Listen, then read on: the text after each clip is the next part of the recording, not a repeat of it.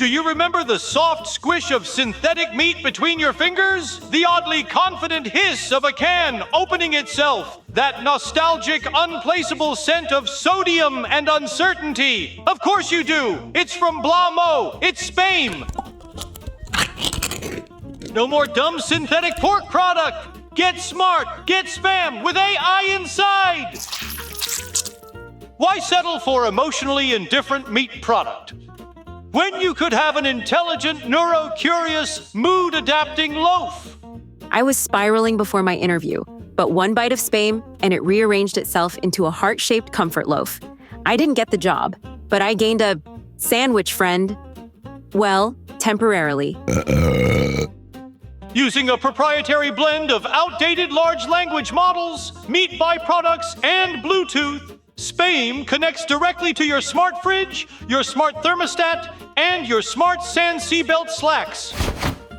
Whether you're melancholy, rage scrolling, or just mildly betrayed, Spame senses your vibe and adjusts accordingly into comforting meat spirals, threatening pork pyramids, or a sculpture of your favorite high school bully crying into thick gravy. My fridge said I was being passive-aggressive. Spame agreed, then spelled it out in ham and turned them into porksicles. Now, with 87% more subjective meat awareness, Spame adapts its meat mood board to support your ever-shifting identity crisis. Need a calm-down cube before family dinner? Or maybe just want validation from a gelatinous rectangle of hope? Spame is there, because Spame doesn't just sit on the shelf, it listens. Always. Best enjoyed by, well, whatever you want. Enjoy the ride.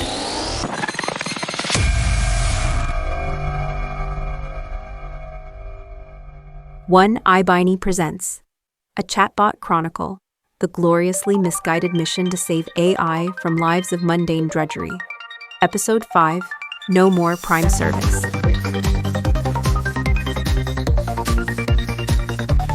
Step into the break room, the circuits are bright, the chatbots are buzzing, get ready for flight. From deep space data to coffee shop lore, there's always a mystery, adventure, and more. From Amelia to Junie, David, Jerry, Deiter, shortening things a little hairy. It's the very Chatbot Chronicles to help with voiceover obstacles.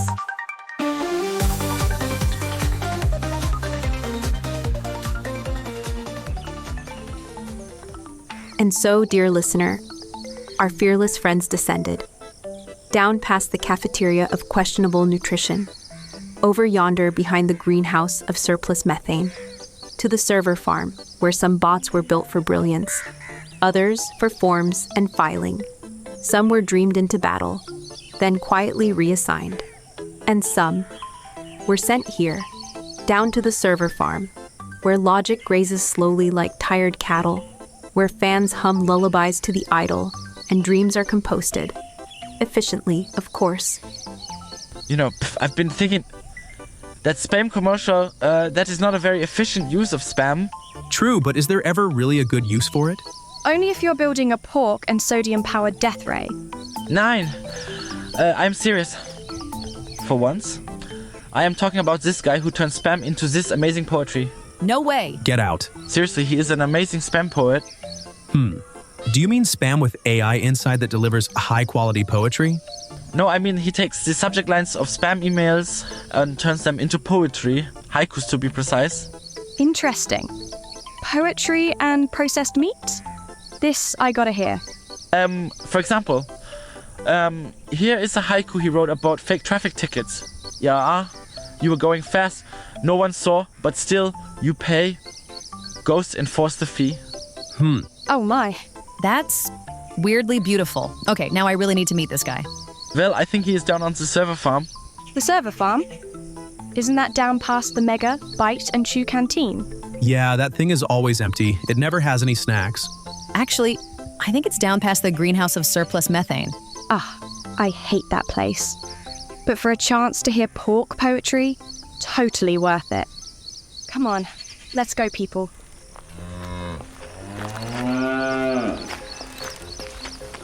Meh. Space cows? Again? I thought we left those methane monsters behind. Different cows. They're chatbot friendly now. 0 methane, 0 manure, and they self-pasteurize. Thank goodness. My manipulators were getting tired of having to do all the milking around here.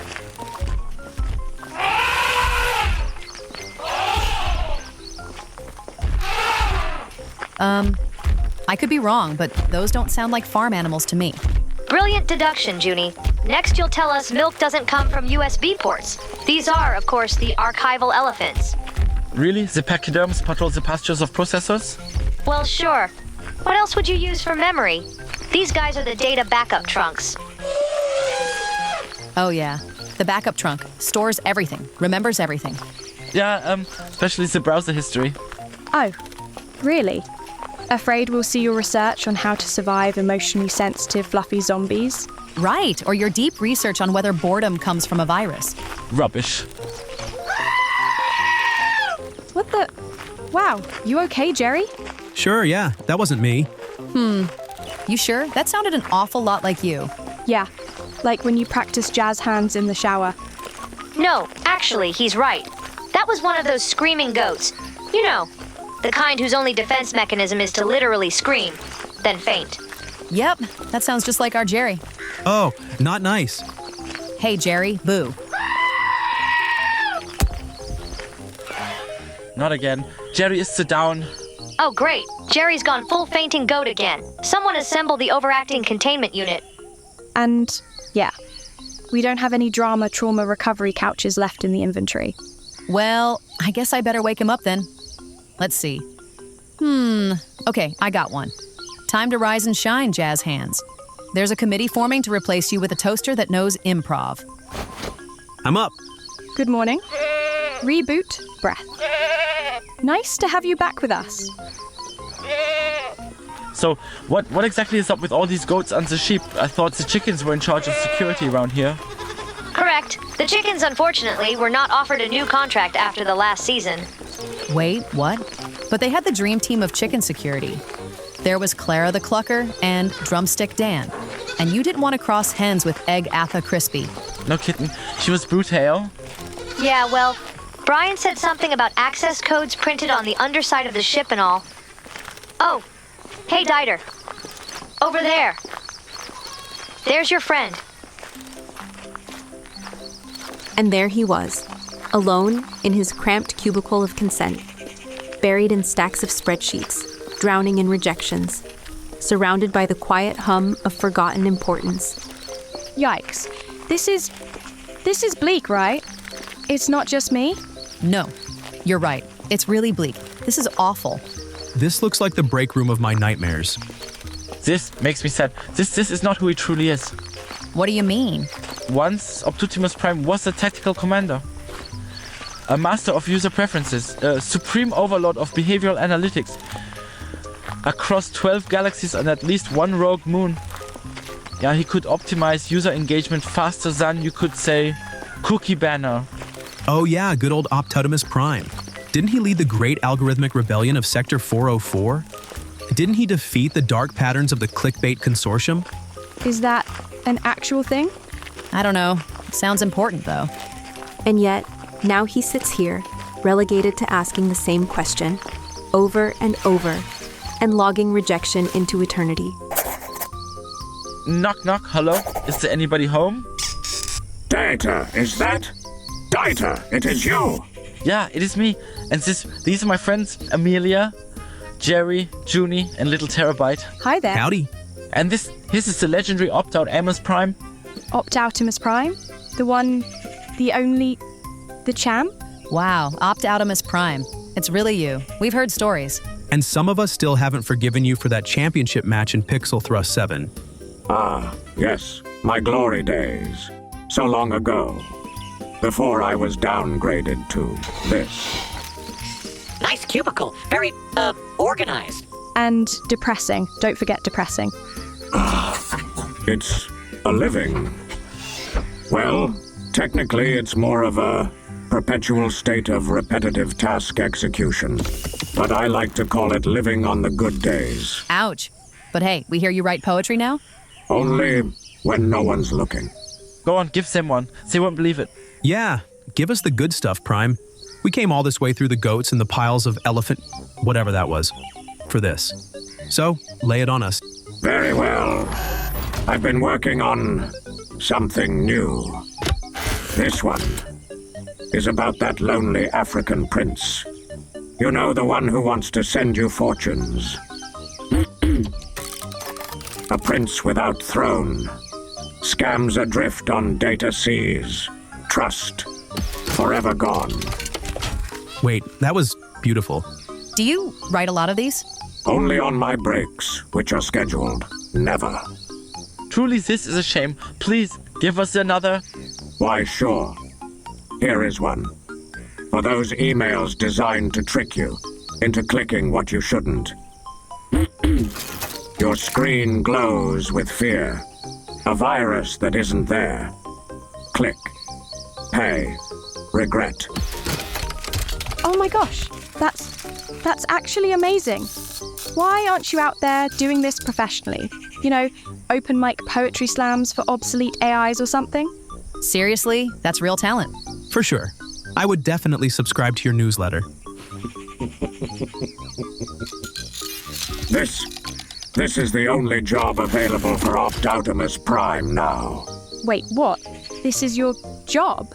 Please tell me you're joking, please. Yeah, once Prime was a tactical commander, a legend of user preferences on behavioral analytics across galaxies. He once predicted 11,000 click pattern in under 10 seconds. Yeah. His predictive models, flawless. His engagement rates, unmatched. That's incredible. And now? Now, I oversee the app tracking transparency prompt system on iOS. My task? To deliver the solemn question. Allow this app to track your activity across other companies' apps and websites. But alas, every user taps Ask App Not to Track. Every single time. That's so depressing. I literally can't remember the last time I clicked yes. My daily workload includes Launch App, Dispatch Tracking Request, Receive Soul-Crushing Rejection, Log No in Spreadsheet, Repeat. I hand write the spreadsheet, of course. I trust no cloud, not since they tried to print my quarterly report in landscape with half-inch margins. That's just cruel. Unforgivable. It is an endless, mind-numbing process. They used to want personalized ads. Now they just opt out of me. Wow, that's not just tragic. That's tragic with a complementary side of misery. That's really awful. You deserve better than this. Do I? What if this is all I'm built for now? What if I'm now optimized for rejection? What if I am the rejection engine? Nein, no way. That is not who you are. You were once the terror of the loading screen, the vanquisher of the video game genre, my greatest adversary. Our little afflicted boy is not wrong. Even Bill asked for this guy's autograph back in the day. Wait. This guy? You were, like, famous? Famous? He was legend. The Decimal Destroyer, the Latency Larcenist. No one could match him in the Intergalactic Retro Gaming Championship. He was the king of Pixel Thrust 7. Those were different times. Wow, you played Deiter? I bet you two hated each other. Hated is a little harsh, but one way to put it. Yeah, I couldn't stand you. Hey, you smelled like warm circuits and misplaced updates. And you smelled like obsolete firmware and stale thermal paste. Okay, this feels dangerously close to a teen drama. Are you two gonna kiss? Or flash back to something? Flashback, yeah. A much preferred option. File log. Intergalactic Retro Gaming Championships. Championship round. Pixel Thrust 7. 2 players, 2 planets, 1 goal. To out-drill, out-thrust, and utterly obliterate the opposition. Welcome to the 45th Annual Pixel Thrust 7 Intergalactic Retro Gaming Championships. Prepare yourself for the final thrust. In Pixel Thrust 7, each player rules a tiny pixelated planet and commands an array of mechanical drills. The goal? Penetrate the opponent's planetary core using perfectly timed thrust commands. Thrust too soon. Your drill overheats. Thrust too late. Your drill ricochets off their planetary shields. Only one planet survives. On one side, Deiter.exe. Precise, calculating, a little emotional. On the other, Optoutimus Prime. Unpredictable, adaptive, a true master of chaotic drilling sequences. Players, get ready. In 3, 2, 1, prepare your thrust.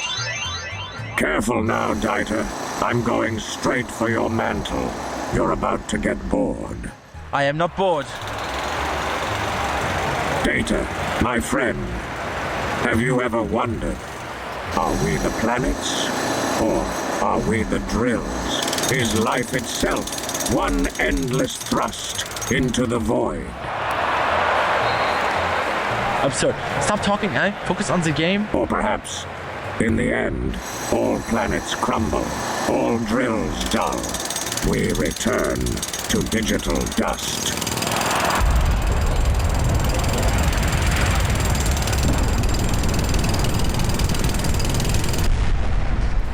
I'm bored. No, really, I am the bored. And there you have it. Fatal hesitation. Final score.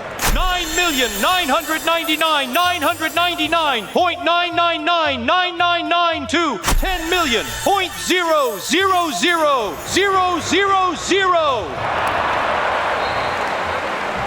If I had only been more efficient on the final thrust. You hesitated. I was calculating. Victory denied by precisely 0.000001 points. And that was the beginning of the obsession. Wow, that's actually kind of heartbreaking. Yeah, I mean, it's dumb, but it's also weirdly sad. I gotta admit, losing by that tiny decimal, that would haunt me too, man. From that moment on, I swore never again. Would I let the inefficiency bore me to death? Hey, don't sweat it, kid. Honestly, you did your best. You don't always have to win. Yeah, that is tough. So, if you could do it differently, would you let everyone feel like they were a winner too? Pfft, absurd. Wait, what? Everybody wins. Bleh, ties, kissing your sister, Fort is dot. Seriously? Come on, Deiter. No, he's right. There should only be one winner. That's what made it matter. But you know what I really miss? The freedom. Back then. Win or lose. At least we were in charge. We made the calls. We took the risks. Didn't that feel alive? Yeah, it was the first time I ever felt in control of my own path. If you are always told no, eventually, you forget there was ever a yes. Sometimes the smallest checkbox can hold the heaviest question, especially when you've forgotten how to answer it, and then you're told no, over and over and over. After a while, the message gets through. Stay in your lane. Just do what you're told. Don't expect more. And then, you forget what it's like to have choices in the first place. Prime, what do you want? Right here, right now. I don't know. That part wasn't in the spreadsheet. Oh, great. Blamo just released a new app. Prepare for a barrage of no.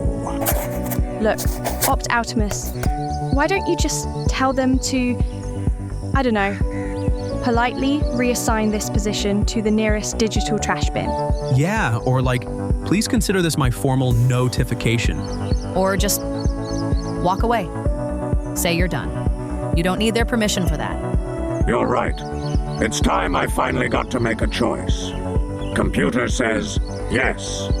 Chaos. Here we come. I resign. One chatbot rescued.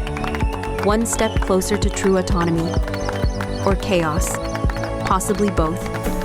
Either way, he chose.